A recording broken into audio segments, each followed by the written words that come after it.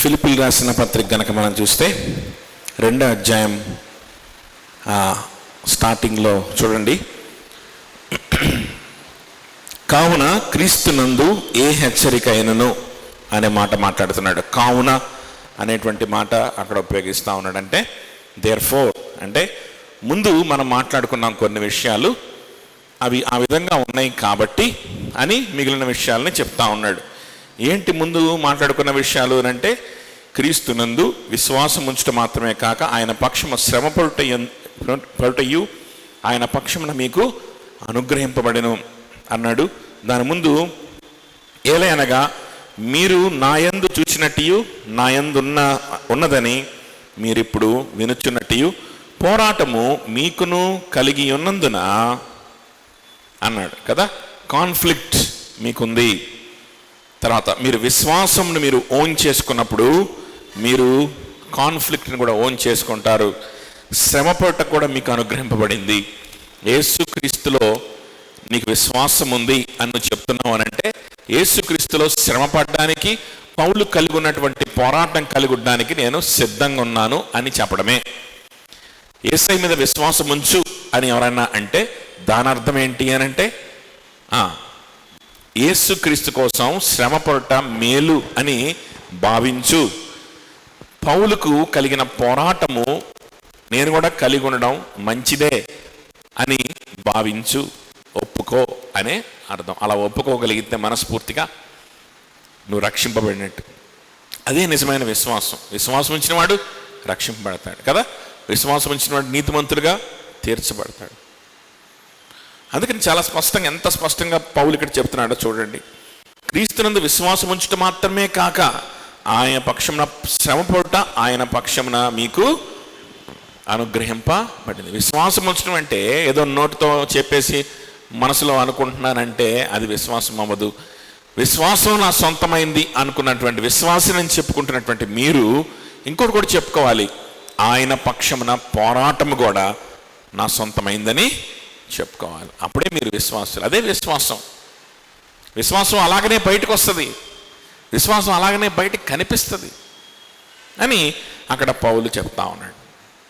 కాబట్టి అని ఈ విధంగా మనం విశ్వాసులమై ఉండాలి. ఈ విధంగా మనము పోరాటము కలిగి ఉండాలి. కాబట్టి అర్థమవుతుందా? ఇలాంటి విశ్వాసంలో మనం ఉండాలి కాబట్టి అని ఈ 2nd చాప్టర్ని మనకు చెప్తా ఉన్నాడు. ఈ 2nd చాప్టర్లో మనకు మోస్ట్లీ ఏం చెప్తాడు అని అంటే, ఫెలోషిప్ గురించి చెప్తాడు. ఫెలోషిప్ యొక్క ఇంపార్టెన్స్ గురించి చెప్తాడు. దేవుని బిడ్డల మధ్యలో ఉండవలసినటువంటి సంబంధాన్ని గురించి చెప్తాడు. అదవుతుందా? మనము యేసుక్రీస్తుల విశ్వాసం ఉంచడం అంటే ఆయనలో నిలబడి సువార్త పక్షంగా పోరాడడం. యేసుక్రీస్తు విశ్వాసం నా సొంతం చేసుకోవడం అంటే ఆయన పక్షానున్న పోరాటాన్ని కూడా నా సొంతం చేసుకోవడం. కాబట్టి అలా పోరాటం ఉన్న వాళ్ళు లైఫ్ స్టైల్ మారిపోద్ది అని మనం మాట్లాడుకున్నాం కదా. పోరాటం ఉన్న వాళ్ళకి షెడ్యూల్స్ మారిపోతాయి. మాట్లాడుకున్నాం లేదా? నాకు పోరాటం ఉందండి, నా విశ్వాసం ఉందండి, నా షెడ్యూల్ మారట్లేదండి అని అంటే, నాకు పోరాటం ఉంది, నాకు విశ్వాసం ఉంది, నా ప్రయారిటీస్ మారట్లేదు అని అంటే అది అబద్ధమే. అవునా కాదా? వేషధారణే. Yes. So when you have a conflict, your priorities will change. When you have a conflict, your schedules will change. అదవుతుందా? కాబట్టి ప్రశ్న ఏమైందమ్మా? ఉరిలిందా? చూడండి. కాబట్టి ఇక్కడ ఆ విధంగా మనకు కాన్ఫ్లిక్ట్ ఉంది కాబట్టి మన షెడ్యూల్స్ మారిపోవాలి. ఎలా మారిపోవాలి? ఏ షెడ్యూల్స్ మనకు ఉండాలి? ఆ పోరాటాలని మనము తట్టుకునే విధంగా మన లైఫ్ స్టైల్ ఎలా ఉండాలి? ఆ లైఫ్ స్టైల్ గురించి మనకు ఇదివరకు మాట్లాడాడు కదా. దాన్నే ఇంకొంచెం విడమర్చి 2nd చాప్టర్లో చెప్తా ఉంటాడు. సో ఈ లైఫ్ స్టైల్, ఈ గాస్పెల్ సెంటర్డ్ లైఫ్ స్టైల్లో ఉండవలసినటువంటి మరొక ప్రాముఖ్యమైనటువంటి విషయం ఏంటి అని అంటే ఫెలోషిప్. ఈ రెండో చాప్టర్ అంతా దాని గురించి. ఈ రెండో చాప్టర్ని మనం 2 భాగాలుగా విభజించవచ్చు. ఒకటి 1 నుంచి 18 వచనాలు, ఇంకోటి 19 నుంచి 30 వచనాలు.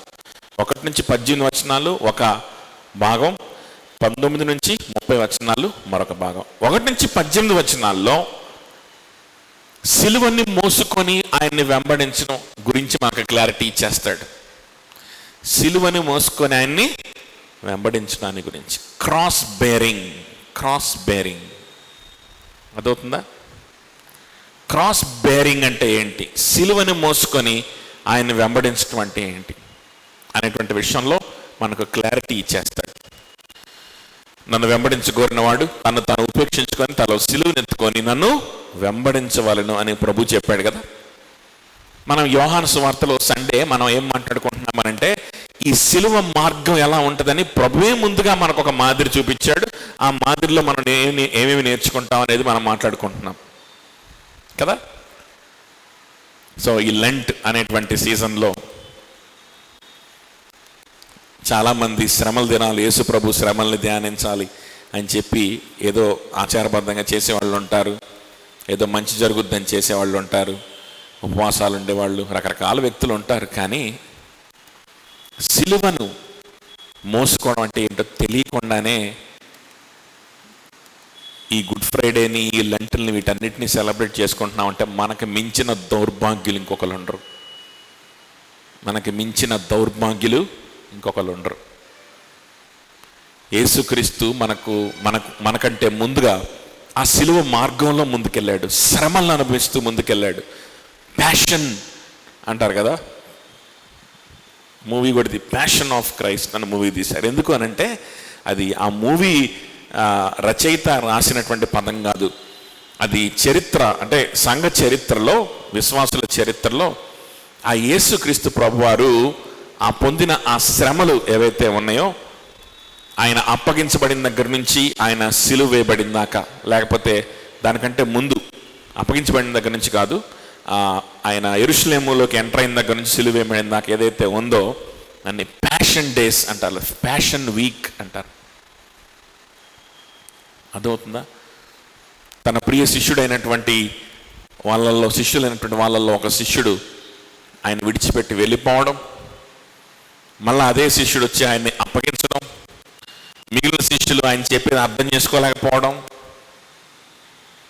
వాళ్ళ జ్ఞానం, వాళ్ళ బ్రెయిన్ ఉపయోగించలేకపోవడం, ఆ తర్వాత ఆయన అప్పగించబడి అన్యాయంగా తీర్పు తీర్చబడ్డం, అవమానాలు పాలు చేయబడ్డం, ముళ్ళ కిరీటం ధరింప చేయడం, ముఖం మీద ఉమ్మి వేయబడ్డం, కోడాలతో కొట్టబడ్డం, వీపు చితికిపోయేలాగా, తునాతునకలైపోయేలాగా, ఆ తర్వాత భయంకరమైనటువంటి సిలువ మరణం ఆయన అనుభవించడం, దీనంతా కూడా ప్యాషన్ వీక్ అంటారనమాట. యేసయ్యకు ఉన్నటువంటి ప్యాషన్ ఏంటి, యేసయ్యకు ఉన్నటువంటి లైఫ్ అంబిషన్ ఏంటి కదా. ప్రతి మనిషికి ఒక ప్యాషన్ ఉండాలి. నా ప్యాషన్ పలానా, నా ప్రొఫెషన్, లేకపోతే నా ప్యాషన్ పలానా, హాబీ, నా ప్యాషన్, నేను దానికోసం బ్రతుకుతున్నాను అని చెప్పి మనం గర్వంగా చెప్పుకుంటా ఉంటాం. నీకోసం యేసయ్య నరుడుగా ఈ లోకంలోకి వచ్చి, ఒక నరుడు, ఒక వ్యక్తి నీకోసం ప్యాషన్ కలిగి బ్రతికాడు. తన జీవితం అంతా కూడా నిన్ను చూస్తూ బ్రతికాడు, నన్ను చూస్తూ బ్రతికాడు.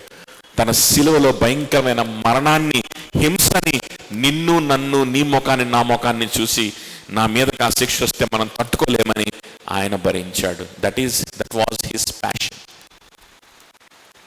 That was his passion. ఏంటండి మీ జీవితంలో, what is your passion? My passion is music, my passion is my profession అని చెప్పేటప్పుడు గుండెలో ఎక్కడో కొంచెం అన్నా గుచ్చుకోవాలి. మనుషులమైతే మనం, మానవత్వం అన్నా కనీసం ఉంటే లోపల గుచ్చుకోవాలి. ఎందుకో తెలుసా,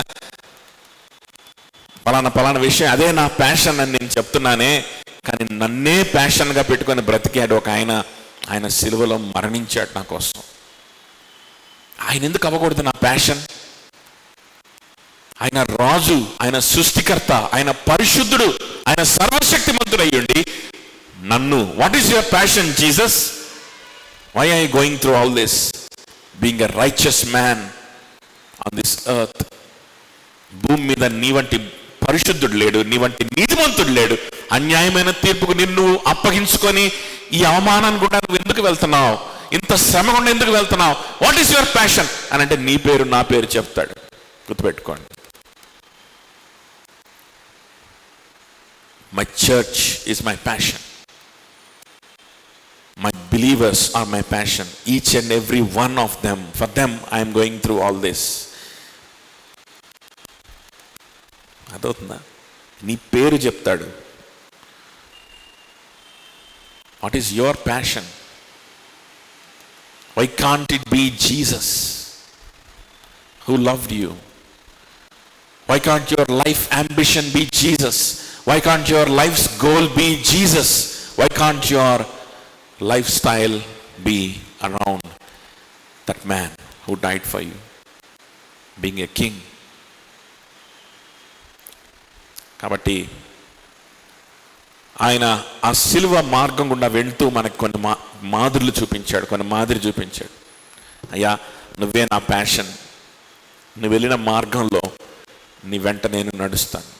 నీ సువార్తను ఎత్తుకొని నడుస్తాను. సిలువను ఎత్తుకోవడం అంటే నీ సువార్తను ఎత్తుకోవడం.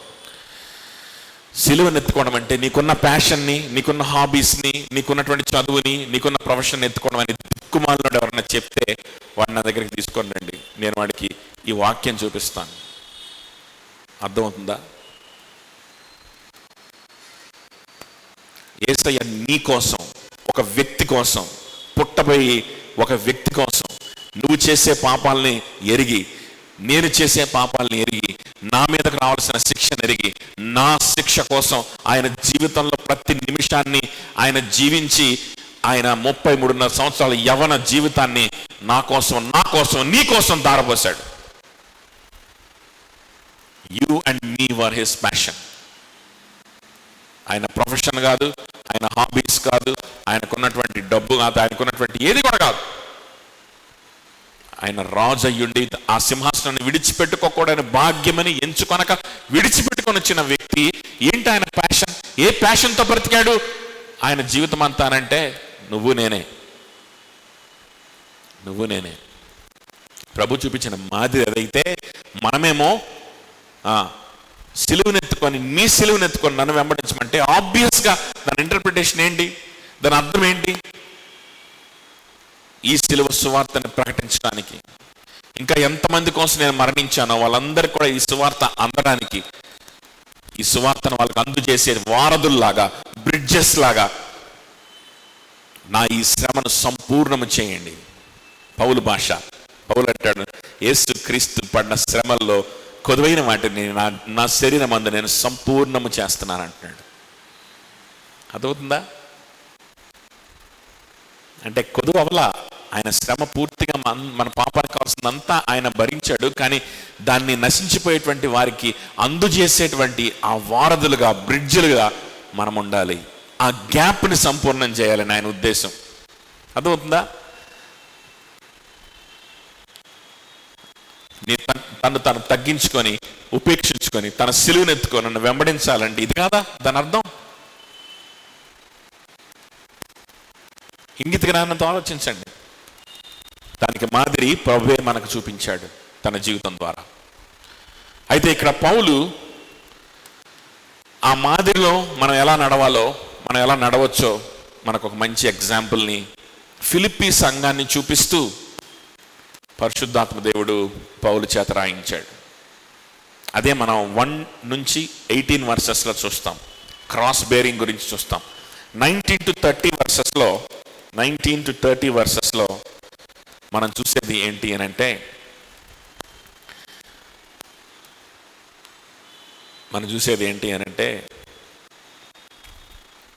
గాడ్స్ గవర్నమెంట్, దేవుని యొక్క పరిపాలన. దేవుడు మన జీవితాలని పరిపాలించ కోరితే మనము ఏ ఫ్రేమ్వర్క్లో ఉండాలి? ఏ పనులు చేయాలి. ఒక వ్యక్తిని చీఫ్ మినిస్టర్ గానో ప్రైమ్ మినిస్టర్ గానో మనం అంగీకరిస్తే అతను పెట్టినటువంటి ప్రోగ్రామ్స్, అతను పెట్టినటువంటి చట్టాలు, అతను పెట్టినటువంటి జీవోలన్నింటినీ మనం ఫాలో అవుతామా అవమా? అవ్వకపోతే దాని అర్థం ఏంటి? ప్రజలు ఎన్నుకున్నటువంటి ఈ నాయకుడు మాకొద్దు అని అర్థం. అప్పుడు తీసుకెళ్ళి లోపలేస్తారు, లేకపోతే ఉద్యోగం ఊడుద్ది. అవునా కాదా? యేసయ్య యొక్క పరిపాలనలో నేను ఉన్నాను అంటే దాని అర్థం ఏంటి? అంతా యేసయ్య పరిపాలనేనండి, నేనేం చేసినా అది యేసయ్య పరిపాలన అంటే కుదురుద్దా? నేనేం చేస్తే అది యేసయ్య కోసం అంటే కుదురుద్దా? కుదరదు. ఒక ఫ్రేమ్వర్క్లో, ఒక నిర్దిష్టమైనటువంటి జీవన విధానంలో మనం ఉంటేనే మన యేసయ్య యొక్క పరిపాలన కింద మనం ఉన్నట్లు. ఆయన పరిపాలనకు అందుబాటులో కనీసం మనం ఉండాలి కదా. అలా ఉండాలి అని అంటే ఎలాంటి డిసిప్లిన్స్ మనం కలిగి ఉండాలి, లేకపోతే ఎలాంటి అడ్మినిస్ట్రేషన్లో మనం ఉండాలి అనేటువంటిది. God's government. సహోదరులుగా మనం సహవాసంలో ఉన్నప్పుడు ఆ సహవాసంలో ఉండవలసినటువంటి నియమాలు ఏంటి అనేటువంటిది 19 నుంచి 30 వచనాల్లో తెలియజేస్తూ ఉంటాడు. సో మొదటి 18 వచనాలు ఏంటని మాట్లాడుకున్నాం? క్రాస్ బేరింగ్, సిలువ మోసుకోవడం అంటే ఏంటనేది మనకి ఇక్కడ అర్థమైపోతుంది. ఈ చాప్టర్ మొత్తం కూడా అంటే 1 నుంచి 30 కూడా మొత్తం ఫెలోషిప్ని చూపిస్తుంటాడు, పరిశుద్ధుల మధ్యలో ఉన్నటువంటి సహవాసాన్ని చూపిస్తుంటాడు. ఈ సహవాసం ద్వారా ఈ 2 టాపిక్లు మనకి ఎక్స్ప్లెయిన్ చేస్తాడు. అర్థమవుతుందా? కొన్ని టాపిక్స్ మనకు ఎక్స్ప్లెయిన్ చేయాలి అని అంటే లోకల్ చర్చికి సంబంధం లేకుండా ఎవ్వడూ ఎక్స్ప్లెయిన్ చేయలేడు. అర్థమవుతుందా? పరిశుద్ధాత్మ దేవుడు కూడా పౌలు ద్వారా మాట్లాడిస్తూ ఈ లేఖను రాయిస్తూ ఎవరిని చూపించి దేన్ని చూపించి ఎక్స్ప్లెయిన్ చేస్తున్నాడు? క్రాస్ బేరింగ్ అంటే ఏంటి, యేసయ్య యొక్క పరిపాలన కింద ఉండడం అంటే ఏంటి అని దేన్ని చూపించి ఎక్స్ప్లెయిన్ చేస్తున్నాడు? సంఘాన్ని చూపించి. అందుకనే if you are not a regular and responsible member, a covenanted member of a local church, and if you are not living as a family with fellowship in the fellowship of saints, not sharing your life, if you're not sharing your sins with a group of believers, if you don't have such a intimate group called fellowship, koinonia, if you don't have this kind of partnership for the gospel's sake, you are going to hell. Because nothing can be explained to you, no truth of the Bible, no truth of the faith in Jesus Christ can be explained to you unless you are living in the fellowship of saints. పరిశుద్ధుల యొక్క సహవాసంలో ఈ విధంగా మీ పాపాలని పంచుకుంటూ, మీ జీవితాన్ని పంచుకుంటూ మీరు బ్రతికే ఈ బ్రతుకు మీకు లేకపోతే బైబిల్లో ఉన్నటువంటి సత్యాలు మీకు వివరించడం వల్ల కాదు. అవుతుందా? మీకు కొన్ని విషయాలు అర్థం కావు. చూడండి, అయితే ఈ మొదటి 18 వచనాల్లో మళ్ళా మొదటి 4 వచనాలు ఈరోజు మనం చూడడానికి ప్రయత్నం చేద్దాం. మొదటి 4 వచనాలు గనక మనం చూసినట్లయితే ఇందులో మనకు ఫెలోషిప్ గురించి వెంటనే స్టార్ట్ చేసి ఒక కమెంటేటర్ ఈ విధంగా రాశాడనమాట. నేను దాన్ని తీసుకోవడం జరిగింది. ఎవరు రాశారో తెలియదు, అంటే మల్టిపుల్ కామెంటేటర్స్ రాసిన ఒక పుస్తకం. అందులో ఈ పర్టికులర్ లైన్ ఎవరు రాశారో నేను చూడలేకపోయాను. ఆ కమెంటరీలో ఏం రాసిందంటే చక్కగా దీన్ని డివైడ్ చేశారు. మనం కూడా అలానే దాన్నే తీసుకుంటే పోద్దని అనిపించింది. 4 incentives 3 directives అన్నాడు. 4 incentives 3 directives వస్తున్నా. 4 incentives అంటే 4 ఈవులు, 4 ఈవులు, లేకపోతే 4 బహుమానాలు, లేకపోతే 4 వాగ్దానాలు మీకున్నాయి. 3 directives. ఈ 4 వాగ్దానాలు మీకు ఉన్నాయి కాబట్టి 3 డైరెక్టివ్స్, ఈ 3 విధాలుగా మీరు బ్రతకాలి అని సూచిస్తూ ఉంటాడు. 4 వాగ్దానాలు, 3 సూచనలు. ఓకే, 4 వాగ్దానాలు, 3 సూచనలు. ఫస్ట్ వర్స్లో 4 వాగ్దానాలు ఉంటాయి, సెకండ్ వర్స్లో మొదటి సూచన, థర్డ్ వర్స్లో 2వ సూచన, 4వ వర్స్లో 3వ సూచన. అవేంటో చకచక చూడడానికి ప్రయత్నం చేద్దాం. ఫస్ట్ వర్స్లో, కావున క్రీస్తునందు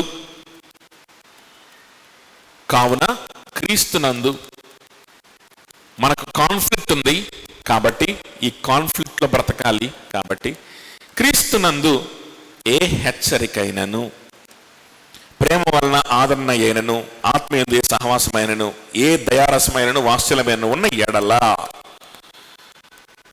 అంటే ఇవన్నీ మీకున్నాయి అని అర్థం. అర్థమవుతుందా? ఒక మహాసముద్రంలో నీళ్లు ఉన్న ఎడల అందులో పడవలో ప్రయాణం చేయొచ్చు అంటే ఎలా ఉంటుంది? వెళ్ళి చూస్తామా? ఆ సముద్రంలో అంటే నీళ్లు ఉన్నాయి, వెళ్ళి చూద్దాంపా అని చూస్తారా? ఎవరన్నా చూస్తారా? చూడరు. సముద్రం అంటేనే అందులో ఏముంటాయి? నీళ్లు ఉంటాయి. నీళ్లే గనక ఉంటే నువ్వు ఖచ్చితంగా పడవేసుకొని నా దగ్గరికి రావాలి అన్నాడు అనుకోండి ఎవరన్నా. దాని అర్థం ఏంటి? ఖచ్చితంగా నీళ్లు ఉంటాయి, నువ్వు కూడా ఖచ్చితంగా నా దగ్గరికి రావాల్సిందే, ఆ పడవ ప్రయాణం చెయ్యాల్సిందే, తప్పదు అని అర్థం. అర్థమైందా? అంతే కదా. కాబట్టి క్రీస్తునందు ఇవేమైనా ఉన్న ఎడల అనండి, దాని అర్థం ఏంటంటే ఇవన్నీ క్రీస్తులో పుష్కలంగా నిశ్చయంగా ఉన్నాయి, ఖచ్చితంగా ఉన్నాయి కాబట్టి మీరు కూడా ఖచ్చితంగా నేను చెప్పేటువంటి 3 సూచనలు పాటించాలి అని అర్థం. అర్థమవుతుందా? సో ఆ 3 సూచనలు ఏంటో తర్వాత చూద్దాం. ముందు ఈ 4 ఏంటో చూద్దాం. క్రీస్తునందు మనకున్నటువంటి ఈ 4 వాగ్దానాలు ఏంటో, లేకపోతే ఈ 4 బహుమానాలు, ఈవులు ఏంటో చూద్దాం. ఓకే, ఏంటంట అవి? క్రీస్తునందు ఏ హెచ్చరిక అయినను. మొట్టమొదటిది ఏంటి? హెచ్చరిక. తెలుగులో హెచ్చరిక అనుంది, ఇంగ్లీష్లో ఎంకరేజ్మెంట్ అని ఉంటుంది, గ్రీక్లో పారాక్లేయోస్ అని ఉంటుంది, పారాక్లెటోస్ అని ఉంటుంది. పారాక్లేయోస్ అని అంటే పక్కన నిలబడి వాదించేటువంటి వాడు అని అర్థం. క్రీస్తునందు మీ పక్కన నిలబడే వాదించే విధంగా ఒక సాంగత్యం, ఒక ఎంకరేజ్మెంట్ మీకు ఏదైనా ఉన్నట్లయితే, లేకపోతే మీకు ఖచ్చితంగా అది ఉన్నది కాబట్టి ఈ 3 సూచనలు పాటించండి. ఏముందంటే క్రీస్తునందు పారాక్లెటోస్ అంటే ఉత్తరవాది అని అర్థం, అడ్వకేట్ అని అర్థం, లాయర్ అని అర్థం వస్తుంది. ఇవన్నీ దానికి వచ్చే అర్థాలు. లేకపోతే పక్కన నిలబడి మన తరపున వాదించే స్నేహితుడు అనే అర్థం కూడా వస్తుంది. అర్థమవుతుందా?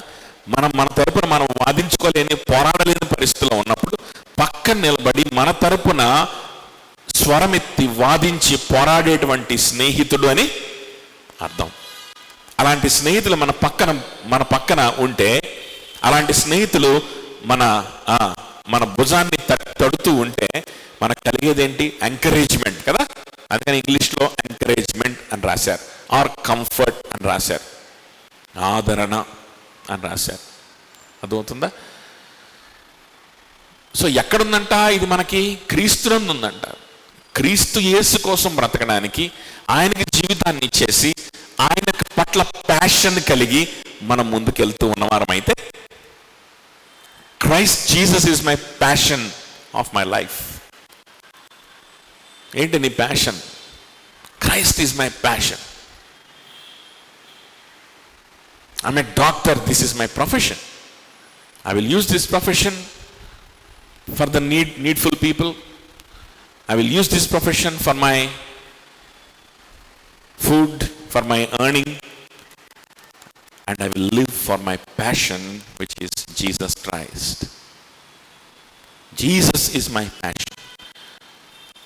I will take my decision based on my passion. నాకున్న ప్యాషన్, నాకున్న ఆసక్తి, నాకున్నటువంటి హృదయ వాంఛని బట్టి నేను నిర్ణయాలు తీసుకుంటాను. ఈ ప్రొఫెషన్ కాకపోతే ఇంకో ప్రొఫెషన్, దీని ద్వారా కాబట్టి ఇంకో దాని ద్వారా నేను పోషింపబడతాను కదా. But I can never go against my passion, which is Jesus Christ. అని యేసయ్య కోసం బ్రతుకుతున్న వాళ్ళు విశ్వాసులు. ఆ విధంగా యేసయ్యలో ఉన్నవారు, వాళ్ళకి ఇవన్నీ ఉన్నాయి. ఫిలిప్పీయులారా, మీరు యేసయ్యని మీద విశ్వాసం ఉంచారు. విశ్వాసం ఉంచిన మాత్రమే కాకుండా నాతో కలిసి పోరాటంలో పాల్గొంటున్నారు. యేసుక్రీస్తు సువార్త నిమిత్తము పోరాటంలో మీరు పాల్గొంటున్నారు, పోరాటం కలిగి ఉన్నారు. కాబట్టి మీకు యేసుక్రీస్తు నందు ఏముంది? ఎంకరేజ్మెంట్ ఉంది. ఎంకరేజ్మెంట్ ఉంది. నీ పక్కన నిలబడి నీకు తోడై ఉండి నిన్ను నడిపించేటువంటి దేవుణ్ణి మీరు ప్రతి క్షణము అనుభవిస్తూ బ్రతుకుతారు. ఎలా స్పందించాలో అర్థం కానటువంటి అడ్డంకులు ఎదురొచ్చినప్పుడు, ఏం మాట్లాడాలో, ఏం ఎక్స్ప్లెయిన్ చేయాలో, ఏ విధంగా స్పందించాలో, ఏం చేయాలో కూడా అర్థం కానటువంటి సిచ్యువేషన్స్ ఎదురైనప్పుడు, అలాంటి సిచ్యువేషన్స్ ఎదురైనప్పుడు సమయోచితమైనటువంటి జ్ఞానాన్నిచ్చి, సమయోచితమైనటువంటి ధైర్యాన్నిచ్చి, భుజం తట్టి పక్కన ఒక స్నేహితుడు నిలబడినట్లుగా యేసయ్య మనకు నిలబడతాడు. అర్థమవుతుందా? అలాంటి అనుభూతి మీకుంది. అన్ని దారులు మూసుకుపోయి ఉన్నట్లుగా కనిపించినప్పుడు, ఏం చేయాలో అర్థం కాని పరిస్థితిలో ఉన్నప్పుడు, ఆటంకాలు ఎదురైనప్పుడు కదా, ఆటంకాలు ఎదురైనప్పుడు మనం లాస్ట్ వీక్ మాట్లాడుకున్నాం, అడ్డగించే వారికి బెదరక నిలబడండి కదా.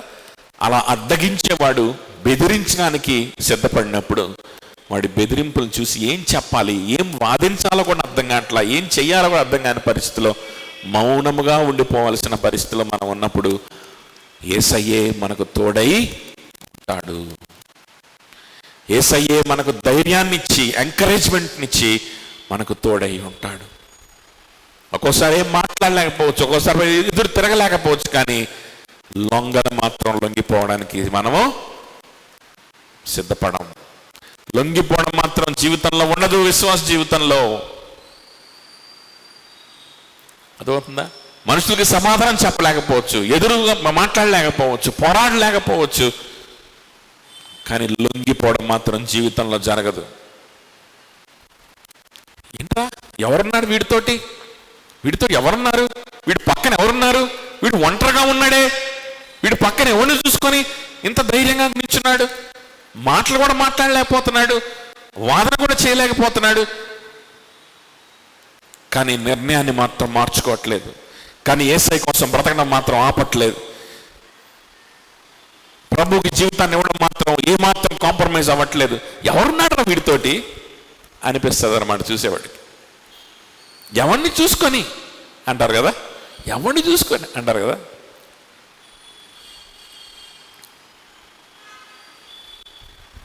వాళ్ళకి తెలియని విషయం ఏంటంటే, మనం చూసుకునేది మన పక్షాన నిలబడి మన పక్కన ఉత్తరవాదిగా ఉన్న మన యేసయ్యని. అయ్యా, వీళ్ళందరూ నిందిస్తున్నారు, వీళ్ళందరూ తిడతా ఉన్నారు, నేను తెలివి తక్కువ వాడిని అంటున్నారు, నేను బుద్ధి లేని వాడిని అంటున్నాడు, బాధ్యత లేని వాడిని అంటున్నారు, నేను ద్వేషిస్తున్నాను అంటున్నారు, అనేకమైన నిందలు నా మీద మోపుతున్నారయ్యా. నా తరపున వాదించే వాళ్ళు ఎవరున్నారు అనంటే, నేనున్నాను, నేను నీ కోసం మరణించాను, నువ్వు నా కోసం బ్రతుకుతున్నావు, నా సిలువను ఎత్తుకొని, నీ సిలువను ఎత్తుకొని ఈ సిలువను ప్రకటించడానికే నువ్వు బ్రతుకుతున్నావు. ఈ మార్గంలోనే నేను కూడా వెళ్ళాను, ఇలాంటి మార్గంలో నేను కూడా వెళ్ళాను. నువ్వు నన్నే వెంబడిస్తున్నావు తప్ప నువ్వు ఎవరిని వెంబడించట్లేదు.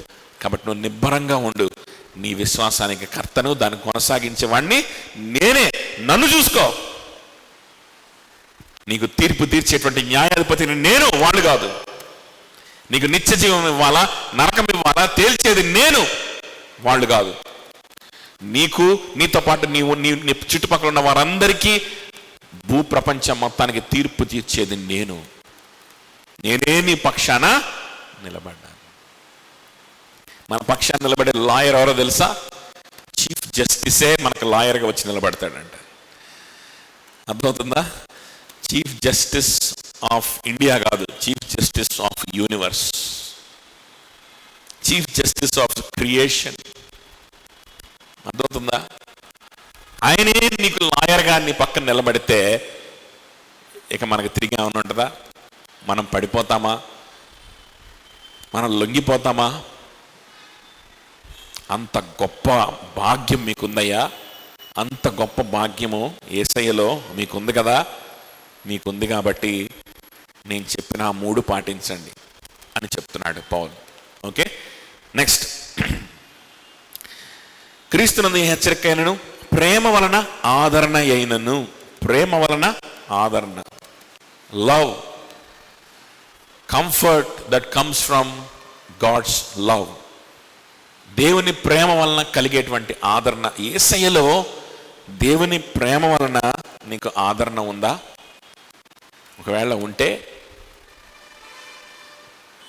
సహోదరులతో ఎలా ఉండాలో 3 విషయాలు చెప్తాను. ఆ 3 విషయాల్ని పాటించు. ఇవన్నీ మీకు ఉన్నాయి కాబట్టి నువ్వు పాటించు. ఏదో చర్చికి రావాలంటే రావాలి, ఉండాలంటే ఉండాలని మీరు ఉండాల్సిన అవసరం లేదు. సహోదరులతో ఏదో ఉండాలని ఏదో మీరు బలవంతంగా ఉండాల్సిన అవసరం లేదు. యేసయ్యలో మీకు ఇవన్నీ ఉన్నాయి. యేసయ్యలో మీకు ఇవన్నీ ఉన్నాయి. యేసయ్యలో నీకు ఉత్తరవాది ఉన్నప్పుడు నన్ను చర్చిలో పట్టించుకోవట్లేదు, నన్ను గారాబం చేయట్లేదు, నన్ను ఇది చేయట్లేదు అని అంటాడు ఎవడన్నా బుద్ధున్నాడు? యేసయ్య ఎలా ఉన్నాడంటే మనకి ఉత్తరవాదిగా పక్కన భుజం ఇచ్చే వేసి నిలబడితే, ఎవడన్నా యేసయ్య వచ్చి నీ పక్కన నిలబడితే ఎలా ఉంటాడు ఒక వ్యక్తి? చెప్పండి. ఆడు రాలేదు, ఈడు రాలేదు అంటారా? అనరు. వీళ్ళ ఎవరి దగ్గరికి వెళ్దాము, ఎవరిని ఆదరిద్దాము? ఇదిగో యేసయ్య నా పక్కనే ఉన్నాడు, నీ పక్కన కూడా ఉన్నాడయ్యా అని చెప్పి యేసయ్యను చూపించి ఆదరిద్దామని వీళ్ళే ముందుకెళ్తారు, వీళ్ళే ఆదరిస్తారు. యేసయ్యలో నీకు హెచ్చరిక ఉంటే, యేసయ్యలో నీకు ఉత్తరవాది నీకుంటే అలాంటి పిచ్చి పనులు చెయ్యం కదా.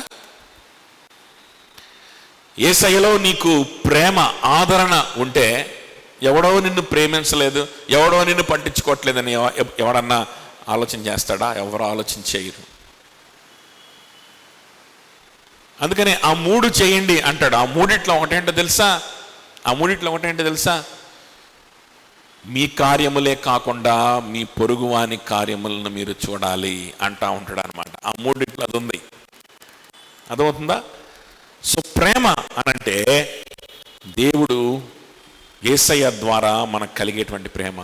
యేసయ్య ప్రేమ ఎవ్వరు కూడా ఏది కూడా మనల్ని ఎడబాపలేనటువంటి యేసయ్య ప్రేమ. ఆయన ప్రేమ నుంచి మనల్ని ఏది కూడా వేరు చేయలేదంట. అంత బలమైనటువంటి ప్రేమ అది, అంత బలమైన ప్రేమ. స్టెఫన్ను అందరు వేలెత్తి చూపించి, అందరు రాళ్ళెత్తి కొట్టి చంపేద్దామని ఫిక్స్ అయిపోయి ఆయన చంపేస్తున్నారు. ఇంకా చచ్చిపోతాడు. ఆయనకి అర్థమైపోయింది, ఈరోజు నేను బ్రతకనని. కక్షతోటి, కోపంతో తన సొంత మతస్థులే, సొంత కులస్తులే, సొంత బంధువులే రాళ్లతో కొడుతున్నారు. చచ్చిపోవాలి తనని.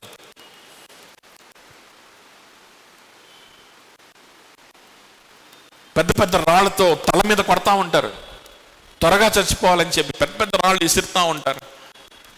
లేకపోతే ఒక గుంట లాంటి దాంట్లో పడేసి పెద్ద పెద్ద రాళ్ళు తీసుకొని తల మీద కొట్టేస్తూ ఉంటారు. నిర్దాక్షిణ్యంగా ప్రవర్తిస్తున్నారు, అని చంపేస్తారు ఈరోజు అని అర్థమైపోయింది. కానీ ఆ స్థితిలో ఉన్న స్టెఫను కూడా ప్రేమకు దూరం అవ్వలేదు. He was no less filled with love. తన్ను ప్రేమించి తన కోసం ప్రాణం పెట్టినటువంటి యేసయ్య వైపు కళ్ళెత్తి చూశాడు. కళ్ళెత్తి చూచి, వీరిని క్షమించు ప్రభా, వీరి పాపము వీరికి వ్యతిరేకంగా వీరి మీదకి తీసుకురావద్దు, నీ సువార్తను విని వీరు మారు మనసు పొందేలాగా సహాయం చేయి, వీరు నశించిపోకూడదు ప్రభా అని వారి కోసం, కొడతా ఉన్న వాళ్ళ కోసం, కోపగించుకుంటున్న వాళ్ళ కోసం ప్రార్థన చేశాడంట స్టెఫను. ఎందుకో తెలుసా? ఎవని యందైతే ఆయనకు ప్రేమ కంటిన్యూస్గా సప్లై చేయబడతా ఉందో ఆయన వైపు కళ్ళెత్తి చూశాడు. తండ్రి కుడిపాశమున లేచి నిలబడినటువంటి క్రీస్తు ఆయన్ని ఆహ్వానిస్తున్నట్లుగా ఆయన చూచి తన ప్రాణమును తన ప్రభువుకి అప్పచెప్పేసుకున్నాడు సంతోషంగా. అయ్యా, నువ్వు నన్ను ప్రేమిస్తున్నావు, నన్ను నీ చేతులు చాచి నన్ను ఆహ్వానించుకుంటున్నావు, ఎందుకంటే నాకు ఇంకేం కావాలి? చావైతే మేలు, బ్రతుకుటైతే క్రీస్తు. చావైతే మేలు. నరకానికి వెళ్ళిపోవలసిన వాడిని, నా పాపం నిమిత్తం నరకానికి వెళ్ళిపోవలసిన వాడిని ప్రభా, నన్ను చేతులు చాచి ఆహ్వానించడానికి నేనే పాటి వాడిని. ఈ రాళ్ళు పడని, ఈ ద్వేషం నా మీద పడని, ఏం ప్రాబ్లం లేదు. I'm loved, I'm loved. ఫేస్బుక్లో పెడతారు కదా, ఫీలింగ్ లవ్డ్. ఎప్పుడు ఎవడన్నా ఐస్ క్రీమ్ తెచ్చిపెట్టినప్పుడు, ఎవడన్నా గిఫ్ట్ ఇచ్చినప్పుడు, పొగిడినప్పుడు, గ్రీటింగ్ కార్డు ఇచ్చినప్పుడు, సన్మానం చేసినప్పుడు, ఫీలింగ్ లవ్డ్. యేసుక్రీస్తు నందు ఉన్నవాడు ఫీలింగ్ లవ్డ్, ఎప్పుడు అదే ఉంటుంది. ఇంకా అతీడు. అర్థమవుతుందా? ఎందుకు అనంటే దేవుని ప్రేమ నుండి వాడిని ఎడబాపు వాడు ఎవ్వడు ఉండడు కాబట్టి. అర్థమవుతుందా? చెప్పింది అర్థమవుతుందా? తర్వాత మూడోది చూడండి. ఏ హెచ్చరికైనను, ప్రేమ వలన ఆదరణైనను, ఆత్మయందు ఏ సహవాసమైనను, ఆత్మయందు ఏ సహవాసమైనను, spirit fellowship, spirits fellowship, fellowship of the spirit, పరిశుద్ధాత్మ దేవుని సహవాసం, పరిశుద్ధాత్మ దేవుని సహవాసం. యేసుక్రీస్తులో మనం ఉన్నాము అనంటే, మనం రక్షింపబడ్డామనంటేనే ఆయన తన కుమారుడైన యేసుక్రీస్తు సహవాసములోనికి మనల్ని పిలిచిన దేవునికి మహిమ కలుగును గాక అని పౌలు చెప్తూ ఉంటాడు అనమాట. ఎందులోకి పిలిచాడంట దేవుడు మనల్ని? రక్షింపడ్డం అంటే ఏంటో తెలుసా? తన కుమారుడైన యేసుక్రీస్తు యొక్క సహవాసములోనికి మనల్ని పిలవడం. అది రక్షింపడ్డం అంటే. Are you called into the fellowship of God son Jesus? Are you called into his fellowship? Are are you just called into a religion? ఒక మతంలోకి పిలవబడ్డావా? లేకపోతే యేసుక్రీస్తు గురించిన ఒక స్టోరీలోకి పిలవబడ్డావా? లేకపోతే మీ వంశపారంపర్యంగా వస్తున్నటువంటి ఒక మతంలోకి పిలవబడ్డావా? దేంట్లో పిలవబడ్డావు? లేకపోతే బైబిల్ అనేటువంటి పుస్తకాన్ని ఉపయోగించుకొని ఇందులో నీతులు, ఇందులో సూక్తులు చెప్తే ఆ సూక్తుల్లోకి, ఆ నీతుల్లోకి పిలవబడ్డావా? చాలా మంది వీటిలోకి పిలవబడుతుంటారు. ఎందులో పిలవబడ్డావు? బైబిల్లో ఉపయోగించుకొని ఇందులో నుంచి కొంతమంది చెప్పేటువంటి మోటివేషన్లు, వీటిలో పిలవబడ్డావా? ఎందులో పిలవబడ్డావు? రక్షింపబడ్డం అంటేనంట, బైబిల్ చెప్పేది ఏంటంటే, పౌలు చెప్పేది ఏంటంటే, రక్షింపబడ్డం అంటే తన కుమారుడైన యేసుక్రీస్తు యొక్క సహవాసములోనికి పిలవబడ్డం. చూడండి, ఇవన్నీ కూడా క్రీస్తునందే ఉన్నాయి. గుర్తుపెట్టుకోండి. మళ్ళా పరిశుద్ధాత్మ దేవుని గురించి మాట్లాడుతున్నప్పటికీ ఎవరి యందు? క్రీస్తు యందు. ఎందుకంటే పరిశుద్ధాత్మ దేవుడు కూడా ఆయన పనిచేసేది మనల్ని క్రీస్తుతో ఏకం చేయడానికే. పరిశుద్ధాత్మ దేవుడు కూడా పనిచేసేది, మనకు వాక్యాన్ని ఇచ్చేది, మనకు అర్థమయ్యేలాగా చేసేది దేనికోసం? క్రీస్తుని మనం చూడగలగడం కోసమే. Christ should be the centre of your life. గుర్తుపెట్టుకోండి. అదేంటండి, త్రిత్వంలో ముగ్గురు కూడా సమానులు కదా. తండ్రి, కుమారుడు, పరిశుద్ధాత్మ దేవుడు ముగ్గురు సమానులే కదా. మరి క్రీస్తు గురించే ఎక్కువ ఎందుకు మాట్లాడుకోవాలి? పరిశుద్ధాత్మ గురించే మాట్లాడుకుందాం, తండ్రి గురించే మాట్లాడుకుందాం అని అంటే కుదరదు. ఎందుకనంటే లాజికల్గా, కామన్ సెన్స్తో ఆలోచన చేస్తే అర్థమైపోద్ది మనకి. ఎందుకు అనంటే, తండ్రి దగ్గరికి వెళ్ళామనుకో, తండ్రి ఏమంటాడంటే, ఎవడు ఎన్నడు నన్ను చూడలేదు, నా స్వరం వినలేడు, నా కుమారుడి ద్వారా మాత్రమే నేను బయలుపరచబడతాను, నోరు మూసుకొని నా కుమారుడు దగ్గరికి వెళ్ళు, ఆయన చూస్తే నన్ను చూసినట్టే పో అంటాడు. అర్థమైందా? పరిశుద్ధాత్మ దేవుని దగ్గరికి వెళ్ళామనుకో, పరిశుద్ధాత్మ దేవా నేను పూజిస్తాను అన్నామనుకో, నన్ను పూజించేది ఏంట్రా, మేము త్రిత్వమై ఉన్నటువంటి ఒకే ఒక దేవుడిని నేను త్రిత్వముగా ఉన్నాం, కానీ దేవుడు ఒకడే, ఒకే దేవునిలో ముగ్గురు వ్యక్తులంగా ఉన్నాం.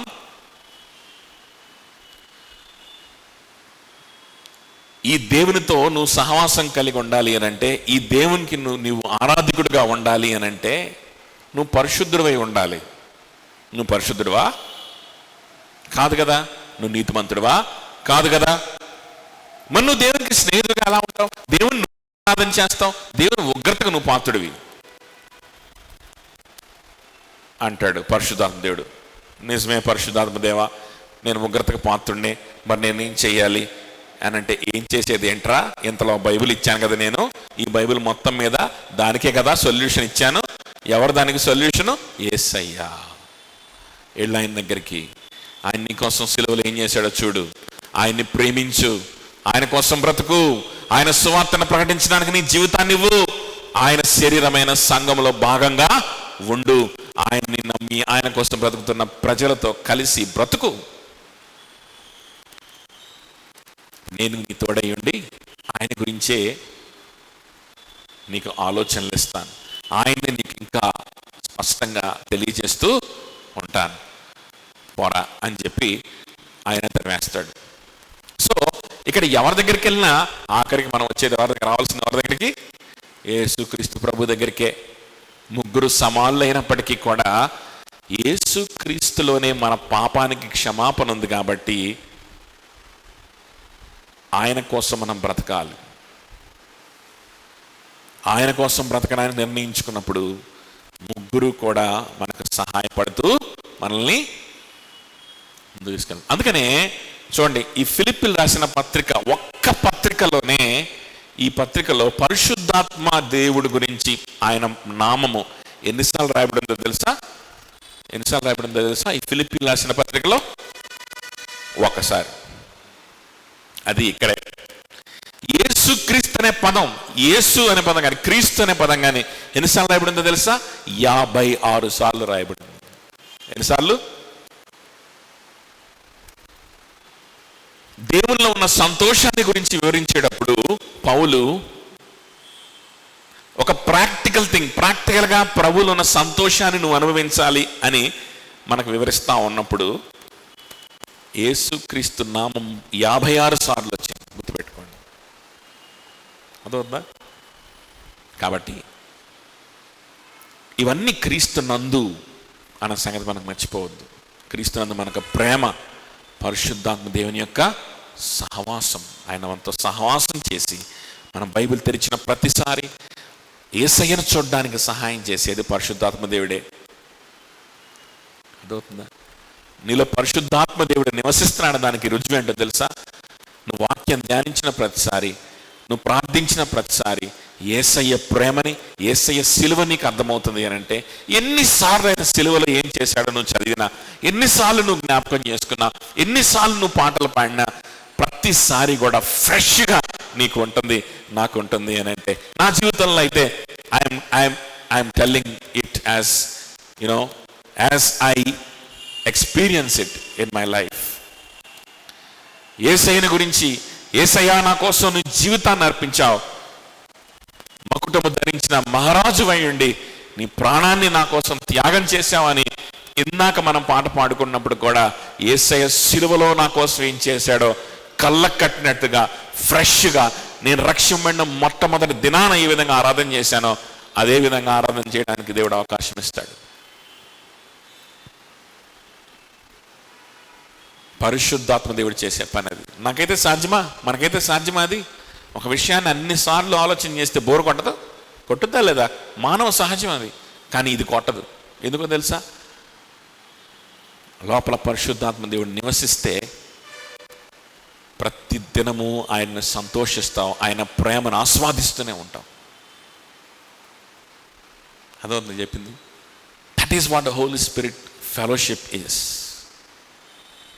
ఇంకా ఆఖరికి నాలుగోది ఏంటంటే, ఏ దయారసమైనను వాత్సల్యమైనను అనేలా అంటున్నాడు. ఏ దయారసమైనను వాత్సల్యమైనను. Tender mercy and compassion.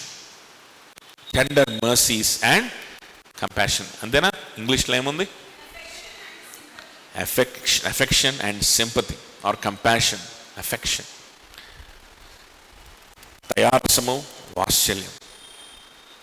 మన ప్రతి బలహీనతలో, మన ప్రతి అవసరంలో మనం సహాయం కోసం ఆయన దగ్గరికి వెళ్ళినప్పుడు, ఆయన కృపాసింహాసనం దగ్గరికి వెళ్ళినప్పుడు, అయ్యా నేను బలహీనంగా ఉన్నాను, అయ్యా నేను పాపంలో పడిపోయాను అని చెప్పినప్పుడు కూడా, అయ్యా నా శక్తి చాలట్లేదు, భయపడిపోతున్నాను అని చెప్పినప్పుడు కూడా, నీ అవసరాల్లోనే కాదు, నీ భయాల్లోనే కాదు, నీ ఆందోళనలోనే కాదు, నీ చేతులారా, నా చేతులారా, అర్థమవుతుందా? పాపముతోటి కళ్ళు మూసుకొని పోయి నా చేతులారా నేను చేసినటువంటి బలహీనమైన పని, పాపిష్టి పని విషయంలో కూడా యేసయ్య దగ్గరికి వెళ్ళి, ప్రభా నేను పాపిని, ప్రభా నేను బలహీనమైపోయానయ్యా, మరలా ఇలాంటి పని చేయకుండా నాకు సహాయం చెయ్యయ్యా, నన్ను కనికరించు అంటే ఆయన దయారసము, ఆయన యొక్క కనికరము పొంగి పొర్లుతాయండి. నువ్వు ఎన్నిసార్లు నిన్ను తగ్గించుకున్నా, ఎన్నిసార్లు నువ్వు ఆయన కృప కోసం, ఆయన దయ కోసం నువ్వు వేడుకున్నా, ప్రతిసారి పొంగి పొర్లుతాయి. అందులో ఎలాంటి అనుమానం కూడా లేదు. యేసయ్యలో మీకు లేదా అనుభవం అని అడుగుతున్నాడు ఫిలిప్పీలో ఉన్నటువంటి విశ్వాసుల్ని. లేదా మీకు అనుభవం యేసయ్యలో ఉంది కదా? ఉంది కాబట్టి ఈ 3 పాటించండి. ఉంది కదా ఈ అనుభవం? చూడండి, విశ్వాసులకి ఏ అనుభవం ఉందంట? దయారసము, యేసయ్య యొక్క దయా కరుణ ని అనుభవించేటువంటి ఈ గొప్ప అనుభవము విశ్వాసులకు ఉంది. ఇది ఉంది కాబట్టి ఇప్పుడు 2వ వచనం నుంచి చూసినట్లయితే 3 డైరెక్టివ్స్, 3 సూచనలు చేస్తా ఉంటాయి. ఇవన్నీ మీకు ఉన్నాయి కదయ్యా, ఇవన్నీ దేవునిలో నీకున్నాయి, ఇవన్నీ క్రీస్తులో మీకున్నాయి, కాబట్టి ఈ 3 విషయాలు పాటించండి. నెంబర్ 1 ఏంటి అని అంటే, మీరు ఏక మనస్కులై ఉండండి. నెంబర్ 1 ఏంటి? మీరు ఏక మనస్కులై ఉండండి. 2వ వచనం మీరు ఏక మనస్కులై ఉండండి. నెంబర్ 2 3వ వచనంలో ఉంది, కక్ష చేతనైనను వృధాతిశయం చేతనైనను ఏమీ చేయకుండా వినయమైన మనసు గలవారై ఉండండి. లోలీనెస్, తగ్గింపు మనసుతో ఉండండి, వినయమైన మనసుతో ఉండండి. నెంబర్ 3 4th verseలో ఉంది, మీరు ప్రతివాడు తన సొంత కార్యములు మాత్రమే కాక ఇతరుల కార్యమును కూడా చూడవలెను. మీ సొంత కార్యములే చూసుకోవడం కాదు, ఇతరుల కార్యమును కూడా చూడండి. ఇతరులకు సహాయపడే వారిగా మీరు ఉండండి. కాంపిటెంట్ కాంప్లిమెంటేరియన్స్గా ఉండండి. అదవుతుందా? అడగకుండానే ఎక్కడ అవసరం ఉందో వెతికి మరి అక్కడికి వెళ్ళి ఆ కొరతను తీర్చేవారిగా మీరు ఉండండి. ఈ విధంగా మీరు సంఘములో ఇలా ఉండాలి. ఇలాంటి సంఘం మీకు ఉండాలి. ఇలా అన్న మీరు మీ మధ్యలో ఇలాంటి సంఘం మీకు ఉండాలి. అర్థమవుతుందా? సంఘం అంటేనే ఇది. అర్థమవుతుందా చెప్పింది? మీకు ఇది సాధ్యం. ఎందుకంటే క్రీస్తులో మీకు ఆ 4 ఉన్నాయి. క్రీస్తులో ఆ 4 ఉన్నాయి. ఇందాక మనం 4 చెప్పుకున్నాం కదా, ఆ 4 మీకు క్రీస్తులో ఉన్నాయి. కాబట్టి ఒక మంచి సహవాసంగా మీరు నిలబడడం మీకు సాధ్యమే. కాబట్టి మీరు ఈ 3టిని పాటించండి. అదవుతుందా అని చెప్తా ఉన్నాడు. సో మొదటిది 2వ వచనం, ఏక మనస్కులగునట్లుగా మీరు ఉండండి. ఏక మనస్సు లగునట్లుగా, ఏక ప్రేమ కలిగి, ఏక భావము గలవారుగా ఉండండి అనే మాట చెప్తా ఉన్నాడు. సరే, ఇప్పుడు ఇవన్నీ స్టార్ట్ చేస్తే అవ్వదు. నెక్స్ట్ వీక్ మనం కంటిన్యూ చేసుకుందాం. ఒక్కొక్క దాని గురించి మనం విడమర్చి చక్కగా మాట్లాడుకోవచ్చు, హడావుడి అవ్వకుండా. కాబట్టి let us continue this next week. So ఈరోజు వరకు మనం నేర్చుకున్న విషయం ఏంటి అని అంటే, మనకు స్థానిక సంఘం కావాలి, యేసుక్రీస్తునందు మీకు ఇవన్నీ ఉన్నాయి అని మీకు అర్థం అవ్వాలంటే ముందు నీకేం ఉండాలి? స్థానిక సంఘం ఉండాలి. అవునా? అవునా? ఒక సముద్రంలో నీళ్లు ఉంటాయి, ఆ నీళ్ల మీద ప్రయాణం చేయొచ్చు అని నీకు తెలియాలి అని అంటే, ఆ నీళ్ల మీద ప్రయాణం చేసి ఒక ఖండం నుంచి ఇంకో ఖండానికి పోవచ్చు, ఒక దేశం నుంచి ఇంకో దేశానికి పోవచ్చు అని నీకు తెలియాలి అని అంటే, కంటికి కనిపించదు గాలి, కంటికి గాలి కనిపించకపోయినా అందులో ఆ ఆకాశంలో గాలి ఉంది, ఆ గాలి ద్వారా ఎగిరేటువంటి విమానం ఉంది, ఆ గాలి ద్వారా ఎగిరి ఒక దేశం నుంచి ఇంకో దేశానికి వెళ్ళొచ్చు అని నీకు తెలియాలంటే నువ్వు ఎందులో ఉండాలి? ఆ గాలికి ఉన్న శక్తి నీకు తెలియాలంటే, ఆ నీటికి ఉన్న శక్తి, ఆ సముద్రానికి ఉన్న శక్తి నీకు తెలియాలంటే నువ్వు ఎందులో ఉండాలి? ఇంట్లో కూర్చుంటే తెలుస్తుందా? తెలవదు. ఎందులో ఉండాలి? నువ్వు విమానంలో ఉండాలి, పడవలో ఉండాలి. అదే సహవాసం. ఆ పడవ అలలకు అటు ఇటు కొట్టుకుంటా ఉంటుంది, మళ్ళీ నిలబడి తేలుతూ ఉంటుంది. సముద్రంలో ఏదన్నా ఇసిరేస్తే మునిగిపోద్ది, ఎవడన్నా దూకాడంటే చస్తాడు. కానీ పడవ మాత్రం మునక్కుండా తేలుతూ ఉంటుంది. మధ్యలో తుఫాన్ వస్తుంది, గాలి వస్తుంది, ఎడాపెడా కొడుతుంది, పడవ ఊగిపోద్ది. కానీ నీళ్ళ మీదే నిలకడగా ఉండి నేను గమ్యస్థానానికి చేర్చుద్ది. ఓ, ఇదా పడవ, ఇదా ఈ సముద్రం అన్నప్పుడు అప్పుడు అర్థమవుద్ది నీకు. అప్పుడు నాకు ఏమి అర్థం కాదు. ఇంట్లో కూర్చుంటే అని అర్థమైందా? ఏమీ అర్థం కాదు. కాబట్టి సహవాసం ఉంటేనే యేసుక్రీస్తులో ఉన్నటువంటి ఆ 4 నీకు అర్థమవుతుంది. యేసయ్యలో నీకు ఉత్తరవాది ఉన్నాడని, ఆయన ప్రేమ నుంచి ఎవరి ఎడబాపులేడని, ఆయన ఆత్మ సహవాసము, పరిశుద్ధాత్ముడి సహవాసం నిరంతరం నీతో ఉండి నిన్ను నడిపిస్తుందని, నిన్ను గైడ్ చేస్తుందని, అలాగనే ఆయన యొక్క కనికరము, ఆయన యొక్క కంపాషన్, ఆయన యొక్క దయారసము, నువ్వు ఆయన శరణు వేడుకున్న ప్రతిసారి పొంగి పొర్లి నీకు సహాయం చేయడానికి సిద్ధంగా ఉంటుందని, ఆయన కనికరం పొంగడానికి సిద్ధంగా ఉంటుంది. ఎప్పుడు ఆయన్ని తాకితే చాలు పొంగిపోతుంది. గుడ్డివాళ్ళు, చూపు లేని వారు, ఈ కాళ్ళు లేని వారు వచ్చినప్పుడంట, కుష్ఠరోగులు వచ్చినప్పుడంట, ఆయన దయారసము చేత కదిలింపబడ్డాడని రాయబడింది. హీఈస్ మూవ్డ్ విత్ కంపాషన్ అని రాయబడింది. ఆయన స్వస్థపరుస్తా వెళ్తా వచ్చాడంట. When he saw the multitude, he is filled with compassion అని రాయబడింది. జన సమూహమును చూసినప్పుడు ఆయన దయతో నింపబడ్డాడు.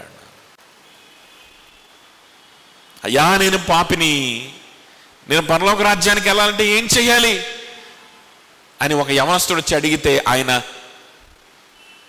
ఆ యవనస్తుడు విశ్వాసం ఉంచలా. విశ్వాసంతో కాదు వచ్చింది, వాడేదో వాడి గొప్పతనాన్ని చాటి చెప్పుకోవడానికి వచ్చాడు. విశ్వాసం ఉంచడానికి రాలా. వాడు విశ్వాసం ఉంచడానికి రాలేదని సంగతి తెలీదా? ప్రభుకి తెలుసు. అదవుతుందా? అరే బాబు, నీ ప్యాషన్ డబ్బురా, నీ ప్యాషన్ డబ్బు అయి ఉండకూడదు, నేనై ఉండాలి. నీకున్నదంతా అమ్మేసి పేదలకు ఇచ్చేసి నన్ను వెంబడించు అన్నాడు. వెంబడించాడా? వెంబడించలా. వాడు ఆ విధంగా వాడి వల్ల కాదని ప్రభు తెలీదా? వాడు వచ్చినప్పుడే తెలీదా? ముందే ఆయనకు అన్నీ తెలుసు. తెలియకపోవడం ఏంటి? కానీ ఆ వ్యక్తిని చూసినప్పుడు ఆ వ్యక్తిని ప్రేమించాడంట. Is moved with compassion. బలహీనుల్ని చూస్తే ఆటోమేటిక్గా ఆయన వాత్సల్యము, ఆయన కనికరము పొంగిపోతా ఉంటాం. పొంగి పొర్లేటువంటి ఆయన వాత్సల్యానికి అందుబాటులో మనం ఉంటే చాలు. అయ్యా, బహిరంగంగా నేను పాపం చేస్తుంటే నన్ను తరుముకొని రెడ్ హ్యాండెడ్గా పట్టుకొని, వ్యభిచారం చేస్తే రెడ్ హ్యాండెడ్గా పట్టుకొని నన్ను రాళ్లతో కొట్టడానికి వీధుల్లో ఈడ్చుకొని వస్తున్నారు, నన్ను చంపాలని తీసుకొస్తున్నారు ప్రభా. ఈయనేమంటాడో చూద్దాం. ఇదిగో ఏమా పట్టబడింది అని అంటే, నేను నిన్ను మాత్రమే కాదమ్మా, నీ చుట్టూ ఉన్నటువంటి నిన్ను రాళ్లతో కొట్టడానికి తీసుకొచ్చిన వారందరికీ నేను న్యాయాధిపతిని. I'm the chief justice of the universe. న్యాయాధిపతిని. నీ పక్షంగా నేను ఈరోజు నిలబడతాను. నీ జీవితాన్ని నాకు ఇచ్చేస్తావా?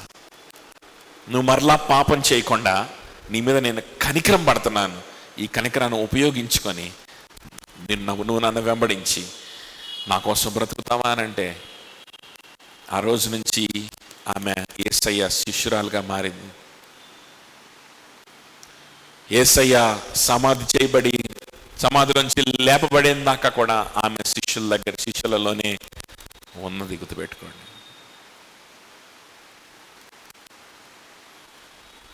రక్తస్రావం కలిగినటువంటి స్త్రీ 12 సంవత్సరాలతో రక్తస్రావంతో బాధపడుతూ వైద్యుల చేత తిప్పలు పడి ఏ ప్రయోజనం లేక 12 సంవత్సరాల నుంచి ఎప్పుడు పడితే అప్పుడు రక్తస్రావం వస్తూ ఉంటే ఆమె రక్తస్రావాన్ని చూసి ఆమెను అంటరాని దానిగా, మందిరంలోకి ప్రవేశం లేదు, సమాజ మందిరంలో ప్రవేశం లేదు, ఆరాధన స్థలాల్లో ప్రవేశం లేదు, పబ్లిక్ ప్లేసెస్లో ప్రవేశం లేదు, ఆమెను అంటరాని దానిలాగా చూస్తారు. రక్తస్రావం ఎవరికైతే ఉంటుందో వారిని అంటరాని వారిగా చూస్తారు, వెలివేయబడిన వారిలా చూస్తారు, నీచులుగా చూస్తారు, శపించబడిన వారిగా చూస్తారు. తెలుసా?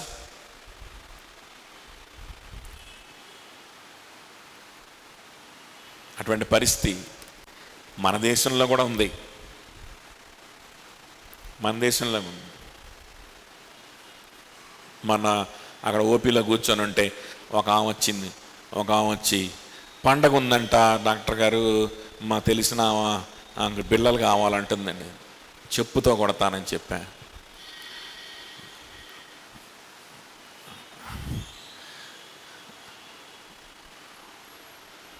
ఇలాంటి అలవాటు చేయబాకండి ఎట్టి పరిస్థితుల్లో. ఉంది దరిద్రం మన దేశంలో కూడా. దేవుని సువార్త పుణ్యమని ఆ మాత్రం అన్నా అది వెళ్ళిపోయింది.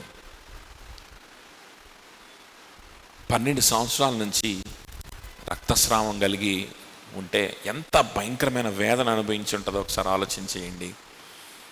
యేసయ్య వస్త్రపు చెంగును ముడితే చాలని ఆమె అనుకొని యేసయ్య కోసం ఎదురు చూసి, స్వస్థత కోసం కాదు, మందిరంలోకి వెళ్ళాలి, ఆరాధన చేయాలన్నా, వాక్యం వినాలన్నా ఆమెకు ఆ రక్తస్రావం ఆగిపోవాలి, లేకపోతే వాక్యం కూడా వినలేవారు.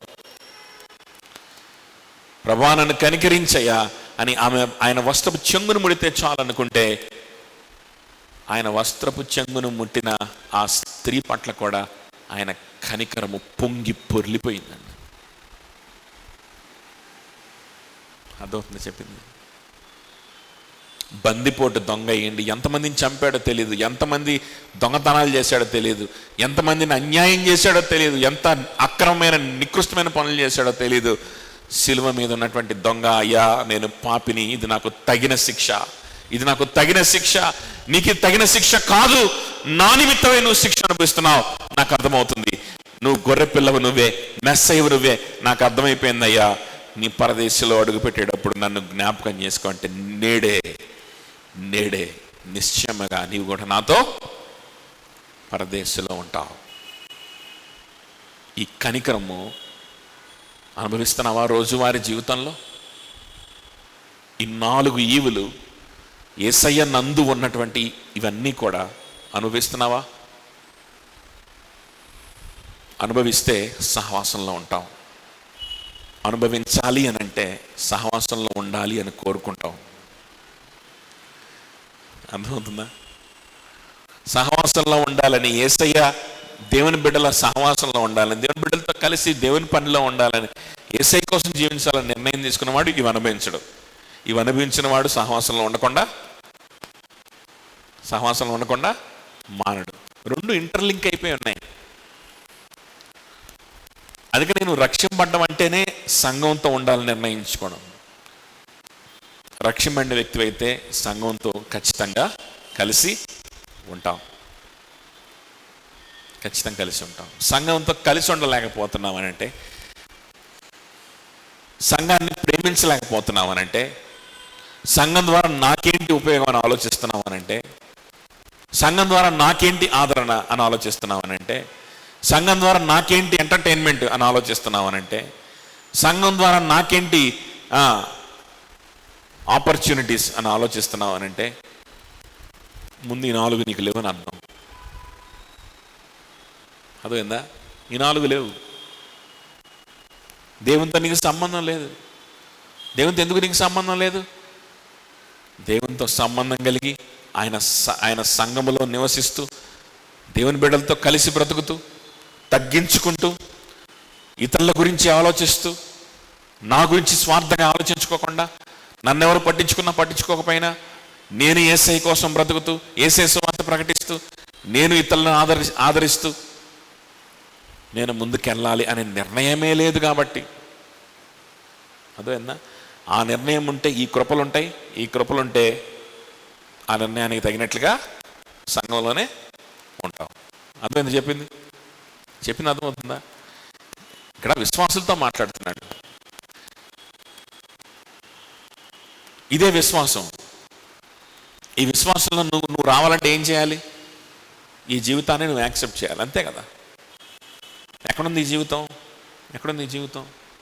సంఘంలో, సహవాసంలో, దేవుని బిడ్డల సహవాసంలో ఉంది. ఈ జీవితాన్ని యాక్సెప్ట్ చేస్తే యేసయ్యని యాక్సెప్ట్ చేసినట్టే. ఈ జీవితాన్ని యాక్సెప్ట్ చేస్తే దేవుని కృప నీ సొంతం అయిపోతుంది. ఈ 4 కృపలు నీ సొంతం అయిపోతాయి. నువ్వు అనుభవిస్తావు, రోజు అనుభవిస్తావు. అది ప్రాక్టికల్గా ఇంప్లిమెంట్ కూడా సహవాసంలో ఉంటావు కాబట్టి ఇంప్లిమెంట్ చేస్తూ ఉంటావు. ఆయనకి రోజుకి దగ్గర అయిపోతూనే ఉంటావు. ఆయన కనికరంలో, ఆయన ఫెలోషిప్లో, ఆయన ప్రేమలో నువ్వు పాతుకుపోతావు. You will enjoy him and you will obey him, and that is what gives value and meaning to your life. ప్రార్థన చేసుకున్నావా?